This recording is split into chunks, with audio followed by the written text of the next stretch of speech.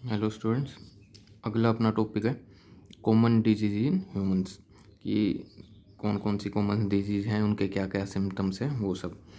तो कह रहा है कि वाइड रेंज ऑफ ऑर्गेनिजम्स हैं, अलग अलग ऑर्गेनिजम्स हैं, लाइक बैक्टीरिया हैं, वायरस हैं, फंगस है, प्रोटोजोआ या हेलमिंथिस वगैरह हैं, एस्केलमिंथिस, प्लेटी हेलमिंथिस, वो सारे क्या कोज करते हैं, डिजीज़ कोज करते हैं ह्यूमंस के अंदर। और ऐसे जो डिजीज़ कोजिंग ऑर्गेनिजम्स होंगे, डिजीज़ कोजिंग ऑर्गेनिजम्स, उनको हम जनरली क्या बोल देते हैं, क्या है वो हमारे लिए, पैथोजन है वो। तो जो डिजीज़ कोजिंग ऑर्गेनिज्म है वो क्या बोले जाएंगे, पैथोजन। और इसमें कौन कौन आते हैं, अलग अलग है। बैक्टीरियल डिजीज, बैक्टीरिया भी, वायरस, फंगस, प्रोटोजोआ, हेलमिंथिस, ये सारे पैथोजन हैं हमारे लिए। और जो मोस्टली पैरासाइट होते हैं आर देयर फॉर पैथोजन। वो पैरासाइट जो हमारी बॉडी के अंदर या तो एंडोपैरासाइट होंगे या एक्टोपैरासाइट होंगे, वो भी किस में आएंगे, पैथोजन ही होते हैं। तो most parasite are there for pathogen as they cause harm to the host by living in or on them. या तो पैरासाइट बॉडी के ऊपर रह रहा होगा, एक्टोपैरासाइट या बॉडी के अंदर प्रेजेंट है तो एंडोपैरासाइट्स। तो वो पैरासाइट भी ज़्यादातर हमारे लिए कैसे ही होते हैं, पैथोजन होते हैं, डिजीज कोज करते हैं। फिर है कि जो ये पैथोजन है वो अपनी बॉडी में एंटर कैसे करेंगे। तो pathogen can enter our body by various means, अलग अलग तरीके हैं कि जैसे कुछ कैसे फैल जाते हैं, कैसे हमारी बॉडी में एंटर कर जाते हैं कि एयर में ड्रॉपलेट्स हैं उनकी, अगर वो हम इनहेल कर लें तो अपने रेस्पिरेटरी पाथवे से वो अपने बॉडी में चला जाएगा। या हम कॉन्टेमिनेटेड फूड वाटर कंज्यूम कर रहे हैं तो हो सकता है कोई उसके थ्रू जा रहा हो पैथोजन, या कोई पैथोजन को ट्रांसमिट करने में वेक्टर रोल प्ले कर रहा हो, कोई मॉस्किटो वगैरह। तो सबके अलग अलग तरीके हैं, या कोई डायरेक्ट किसी के ब्लड फ्लूइड कांटेक्ट में आने से फैल रहा हो। तो अलग अलग तरीके से वायरस, कोई भी जो पैथोजन है वो अपनी बॉडी में एंटर कर जाता है। और फिर क्या करेगा, multiply and interfere with normal vital activity. जो अपनी बॉडी की ऑर्गन्स की बेसिक फंक्शनिंग है उसके साथ वो इंटरफेयर करेगा, resulting in morphological and functional damage को लीड करेगा, जिससे फिर सिम्टम्स आने चालू हो जाएंगे। फिर आता है कि कंडीशन क्या होगी कि किन कंडीशंस में पैथोजन अपनी बॉडी में सरवाइव कर सकता है, अपने होस्ट में सरवाइव कर सकता है। तो पैथोजन को क्या करना पड़ेगा, pathogen have to adapt to life within the environment of host. कि भाई अगर पैथोजन को होस्ट के अंदर सर्वाइव करना है तो उसको अपनी बॉडी को कैसे अडेप्ट करना पड़ेगा, अपनी फंक्शनिंग को कैसे अडेप्ट करना पड़ेगा according to the host environment. जैसे फॉर एग्जांपल कोई पैथोजन है वो हमारे कहाँ एंटर करे, गट में, स्टमक इंटेस्टाइन में। तो उसको क्या आना चाहिए, must know A way of surviving in the stomach at low pH. तो स्टमक में तो एसिडिक पीएच रहेगा, लो पीएच। तो अगर उसको लो पीएच में सर्वाइव करना नहीं आता तो वो ख़त्म हो जाएगा, एलिमिनेट हो जाएगा। तो यानी कि उसको ऐसी एडप्टेशन होनी चाहिए जो उसको कैसे एनवायरनमेंट में फेवर करे, लो पीएच वाले में फेवर करे। And resisting the various digestive enzyme, और बहुत सारे जो हमारे डाइजेस्टिव एंजाइम है वो भी उसको ब्रेक ना कर पाए, रजिस्ट होने से भी वो, तभी वो हमारे स्टमक में सर्वाइव कर पाएगा। तो ये कंडीशन है कि किसी पैथोजन के लिए कि अगर उसको अपने होस्ट में सर्वाइव करना है, लिविंग कंडीशन में बने रहना है, तो उसको क्या करना पड़ेगा, अडेप्ट करना पड़ेगा। किसके according, according to the environment of the host, जिसके अंदर वो रह रहा है उसकी बॉडी के एनवायरनमेंट के अकॉर्डिंग उसको अपने आप को मॉडिफाई करना होगा सो दैट वो सर्वाइव कर पाए। तो ये उसके लिए कंडीशन है फिक्स। अब आती हैं डिजीज़, कौन कौन सी डिजीज़ हैं। तो ये सारी डिजीज़ इंपॉर्टेंट्स है। इनमें सब डिजीज़ में क्या क्या तुम्हें पता होना चाहिए। एक तो जो कोजेटिव ऑर्गेनिज्म है जो डिजीज़ कोज कर रहा है, दूसरा वो डिजीज़ कैसे फैल रही हैं, ट्रांसमिट कैसे होती हैं, तीसरा उन डिजीज़ से रिलेटेड सिम्टम्स क्या आते हैं बॉडी के अंदर, और एक आधे डिजीज़ ऐसी हैं जिनमें उनके डायग्नोस करने का तरीका भी मेंशन कर रखा है एनसीईआरटी के अंदर। तो ये 3-4 पॉइंट्स हैं हार्ट डिजीज़ के बारे में जो आपको सेपरेटली अलग अलग याद करने हैं और नोट भी करने हैं। तो सबसे पहली डिजीज़ में हमने बोला था बैक्टीरियल डिजीज़ है, वायरस वाली हैं, फंगस वाली हैं, प्रोटोजोन्स वाली है, एल्बेंथिसिस वाली है। तो उसमें सबसे पहले कौन सी डिस्कस करेंगे, बैक्टीरियल डिजीज़। तो बैक्टीरियल डिजीज़ में सबसे फर्स्ट आती है टाइफाइड। टाइफाइड का जो कोजेटिव ऑर्गेनिज्म है जो कोज करता है बैक्टीरिया, वो कौन सा बैक्टीरिया है, साल्मोनेला टाइफी, या इसको साल्मोनेला टाइफीम्यूरियम भी बोल देते हैं, साल्मोनेला टाइफी। तो ये एक पैथोजेनिक बैक्टीरिया है which cause typhoid fever in human beings. तो टाइफाइड फीवर ह्यूमन में कौन कोज करेगा, साल्मोनेला टाइफी। तो ये बायोलॉजिकल नेम है, अंडरलाइन होना चाहिए दोनों। अब है कि ये अपनी बॉडी में आएंगे कैसे, ट्रांसमिशन इनका कैसे होगा। तो these pathogen generally enter the, कहाँ पे आ जाएंगे, अपने गट के अंदर। गट में कौन से पार्ट में इन्फेक्शन करेंगे, सबसे पहले स्मॉल इंटेस्टाइन। कैसे, through the food and water.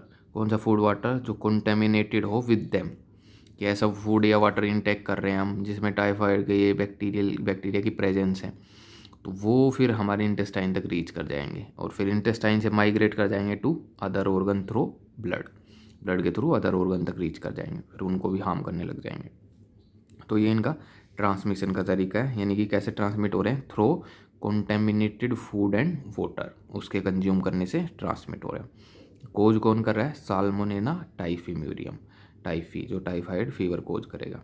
अब है कि इसकी वजह से फिर बॉडी में सिम्टम्स क्या आने चालू होंगे। तो सिम्टम्स में क्या क्या दिखेगा, sustained high fever, typhoid fever बोलते हैं इसको। हाई फीवर मेंटेन रहेगा, 39 degree to 40 degree Celsius temperature body का मेंटेन रहेगा। दूसरा, बॉडी में क्या भी फील होने लग जाएगी, वीकनेस फील होने लग जाएगी। तीसरा, इन्फेक्शन जब बढ़ रहा है तो क्या भी फील होएगा, स्टमक पेन भी फील होने लग जाएगा जब इंटेस्टाइन में इन्फेक्शन बढ़ेगा तो भी। ओवरऑल और कॉन्स्टिपेशन हो जाएगा, और हेडेक, एंड अगर इन्फेक्शन ज़्यादा बढ़ रहा है तो लॉस ऑफ एपेटाइट, भूख लगना भी बंद हो जाएगा। Loss of appetite are some of the common symptoms of the disease. तो ये सारे पॉइंट्स सिम्टम्स के नंबर वाइज याद करने हैं। Sustained high fever, weakness, stomach pain, constipation, headache and loss of appetite, ये सारे सिम्टम्स दिखेंगे टाइफाइड के केस में। फिर अगर ज़्यादा सीवियर केस हो जाए तो उस केस में क्या भी हो जाता है, इंटेस्टाइनल परफोरेशन, इंटेस्टाइन में पोर क्रिएट हो जाएंगे, and death may occur in severe case. तो इंटेस्टाइनल परफोरेशन में इंटेस्टाइनल पोर क्रिएट हो जाएंगे, उनमें स्वेलिंग होने लग जाएगी, पस बनने लग जाएगा, ब्लीडिंग होने स्टार्ट हो जाएगी, और ज़्यादा सीवियर इन्फेक्शन हो जाए तो डेथ होने के भी चांस बन जाते हैं टाइफाइड के केस में। तो ये उसका सीवियर केस की कहानी है। उसके बाद है कि हम भाई कौन सी टेक्निक्स है हमारे पास जिसकी हेल्प से हम डायग्नोज करते हैं कि टाइफाइड है कि नहीं है। तो typhoid fever could be confirmed by, ये किससे चेक होता है, एक टेस्ट होता है, कौन सा, विडाल टेस्ट। तो ये आपको अच्छे से याद रखना है ये वाला, कि कौन सा टेस्ट फॉलो करते हैं डायग्नोज करने के लिए, विडाल टेस्ट करते हैं टाइफाइड के लिए।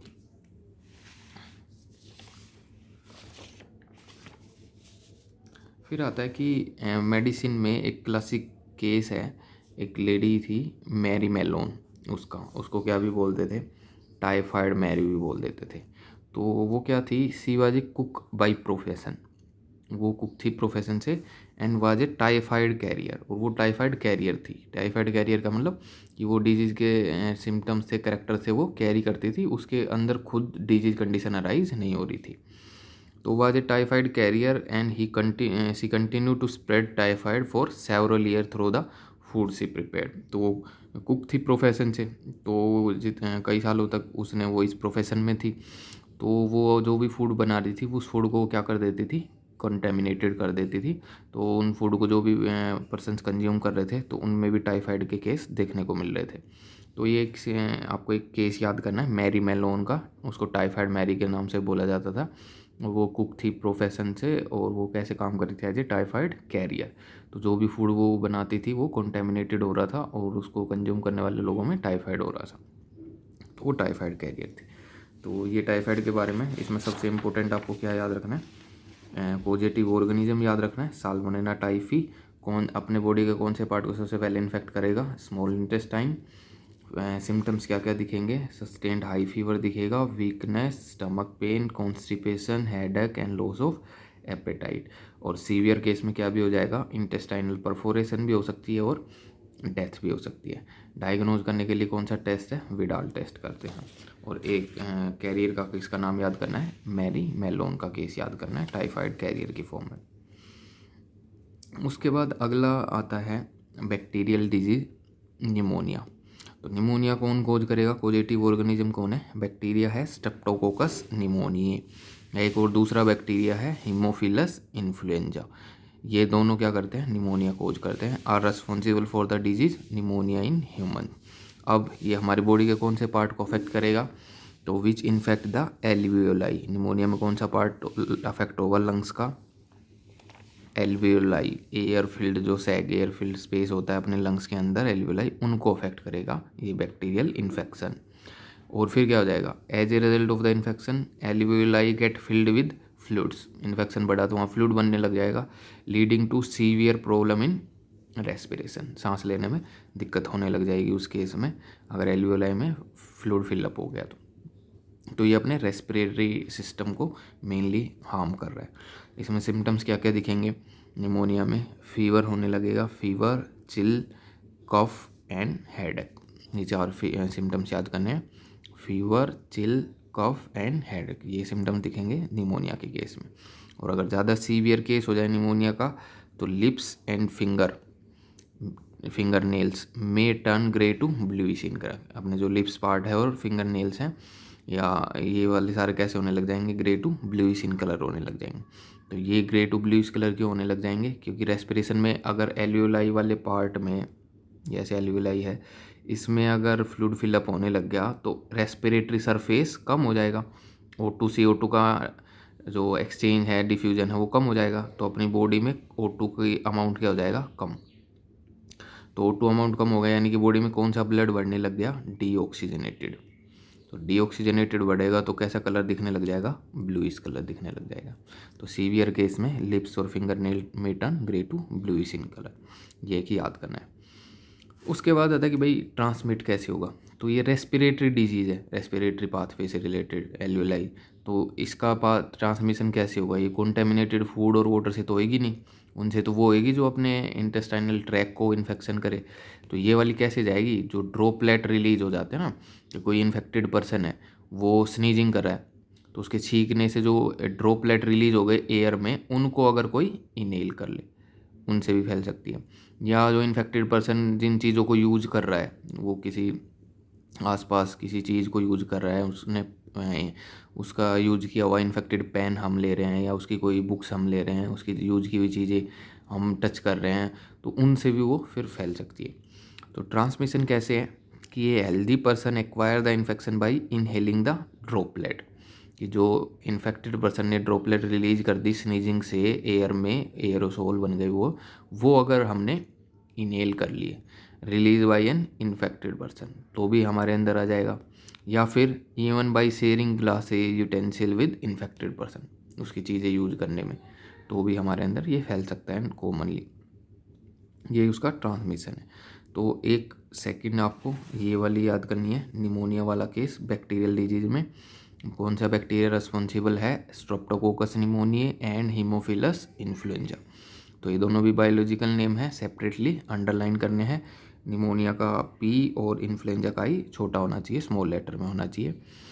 और ये कौन सी डिजीज़ करेंगे, निमोनिया जो मेनली अपने बॉडी के कौन से पार्ट को हार्म करेगी, रेस्पिरेटरी पाथवे में लंग्स को, एल्वियोलाई पार्ट को अफेक्ट करेगी, जो एयर फील्ड सैक होते हैं उनमें, तो उनमें इन्फेक्शन होने लग जाएगा तो क्या होगा, एल्वियोलाई किससे भर जाएंगी, फ्लूइड फिलअप हो जाएगा, और सो दैट किस में प्रॉब्लम आने लग जाएगी, रेस्पिरेशन में, यानी कि अपना जो रेस्पिरेटरी सरफेस है वो डिक्रीज हो गया, तो ओवरऑल जो एक्सचेंज का रेट है O2 CO2 का वो कम हो गया, तो अपनी बॉडी में ऑक्सीजन की थोड़ी कमी होने लग गई।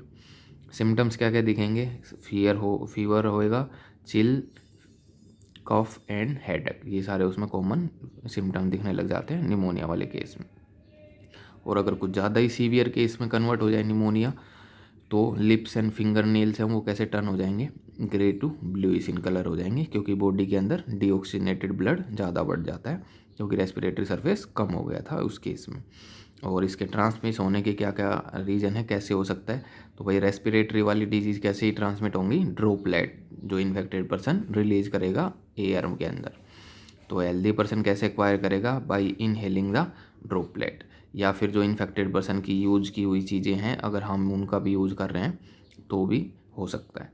और even by sharing glasses utensil, जो भी उसने बर्तन वगैरह यूज़ किए हैं वो चीज़ें अगर हम यूज़ कर रहे हैं तो भी फैल सकता है। इसके अलावा और बैक्टीरियल डिजीज़ कौन सी हैं जिनके बारे में लिख रखा है, एक्सप्लेन नहीं है, तो आपको बस पता होना चाहिए कि वो कौन सा बैक्टीरिया कोज करता है। तो एक दे रखा है डिसेंट्री, तो ये होता है बैक्टीरियल डिसेंट्री, तो इसमें भी इंटेस्टाइन पार्ट में इन्फेक्शन हो जाता है। तो एक बैक्टीरिया की स्पीसीज़ होती है सीगेला बैक्टीरिया, वो बैक्टीरियल डिसेंट्री कोज करता है। इसके अलावा तो ये डिसेंट्री एक अमीबिक डिसेंट्री होती है, वो अमीबा प्रोटोजोन है एंट अमीबा वो कोज करता है, वो अलग है, अभी पढ़ेंगे बाद में। ये है बैक्टीरियल डिसेंट्री। तो बस ये बैक्टीरिया का नाम याद रखना। दूसरा आता है प्लेग। प्लेग के लिए कौन सा बैक्टीरिया रिस्पॉन्सिबल है? यर्सीनिया पेस्टिस, वो कोज करता है।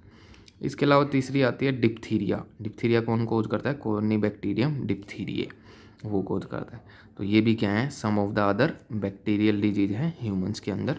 तो इनके बारे में डिटेल से नहीं पढ़ना है। डिटेल बैक्टीरियल डिजीज में आपको टाइफाइड की पूरी याद करना है, हर चीज़ें, सिम्टम्स, ट्रांसमिशन, कॉजेटिव एजेंट्स, वो सब टेस्ट वगैरह, और निमोनिया का याद करना है। ये दोनों केस अच्छे से याद करने हैं।